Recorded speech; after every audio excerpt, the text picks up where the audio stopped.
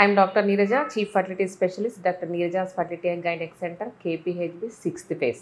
So our main aim is to make you fertile. So ఇంకొక common question అడుగుతుంటారండి, ovulation ఎలా కనుక్కుంటాము, అసలు కనుక్కోవచ్చా అని అడుగుతుంటారు. సో జనరల్గా ఈ ఓవులేషన్ సిమ్టమ్స్ అనేవి అన్ని చాలా మైల్డ్ సిమ్టమ్స్ ఉంటాయి. సో చాలామంది పేషెంట్స్ ఓవులేషన్ అనేది కనుక్కోలేరు, సిమ్టమ్స్ ద్వారా కనుక్కోలేరు. చాలామందికి ఏం సిమ్టమ్స్ ఉండవు కూడా. సో కొంతమంది రెగ్యులర్ సైకిల్స్ వాళ్ళు middle of the month observe చేశారంటే కొంతమంది ఓవులేషన్ సిమ్టమ్స్ ఎలా ప్రజెంట్ అవుతారంటే, కొంతమందికి లోయర్ అబ్డామినల్ పెయిన్ ఉంటుంది, డల్ క్రాంప్స్ రావడము, కొంచెం డిస్కంఫర్ట్ లోయర్ అబ్డామిన్లో ఉండడము కొంతమంది చెప్తుంటారు. సో ఇంకొంతమంది egg white cervical mucus, already మనం ముందు వీడియోస్లో చెప్పుకున్నట్టు సర్వైకల్ మ్యూకస్ స్లిప్పరీగా ఎగ్ వైట్ కన్సిస్టెన్సీలో ఉంటుంది. సో కొంతమంది అది చెప్తుంటారు.